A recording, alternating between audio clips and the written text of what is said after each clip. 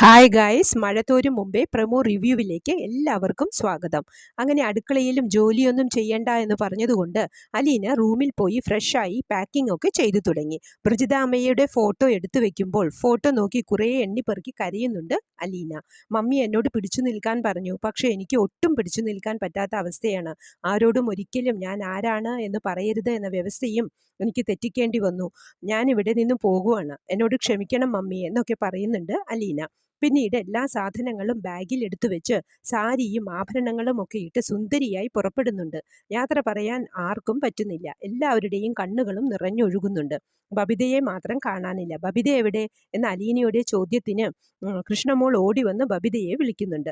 ബബിത കരഞ്ഞുകൊണ്ട് മാറി നിൽക്കുകയാണ്. എന്നോട് യാത്ര പറയണ്ടെന്ന് ഞാൻ അപ്പോഴേ പറഞ്ഞതല്ലേ, എനിക്കിഷ്ടമല്ല എന്ന് പറയുമ്പോൾ അലീനയും കൃഷ്ണമോളും രോഹിത്തും ഒക്കെ കരയുന്നുണ്ട്. രോഹിത്ത് കൃഷ്ണമോളെ സമാധാനിപ്പിക്കുന്നു.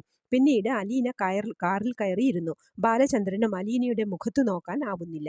കാർ പതുക്കെ സ്റ്റാർട്ട് ചെയ്തപ്പോൾ അലീന തിരിഞ്ഞു നോക്കി കൈവീശി കാണിക്കുന്നുണ്ട്. കുറച്ചു ദൂരം സഞ്ചരിച്ചതിനു ശേഷം ബാലചന്ദ്രൻ പറയുന്നുണ്ട്, മോൾക്ക് കുറച്ചുനേരം വേണമെങ്കിൽ ഒറ്റയ്ക്ക് പുറത്തിറങ്ങി നിൽക്കാം എന്ന് പറഞ്ഞ് കാറ് നിർത്തുമ്പോൾ അലീന ഇറങ്ങി നിന്ന് ഒരുപാട് പൊട്ടിക്കരയുന്നുണ്ട്. അതുവരെ അവരുടെ മുന്നിൽ അടക്കി വെച്ച വിഷമമെല്ലാം കരഞ്ഞു തീർക്കുന്നുണ്ട് അലീന.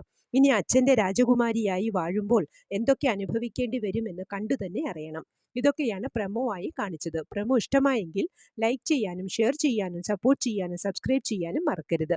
അടുത്തൊരു എപ്പിസോഡിൻ്റെ പ്രമോവുമായി വരുന്നതുവരെ കാത്തിരിക്കുക.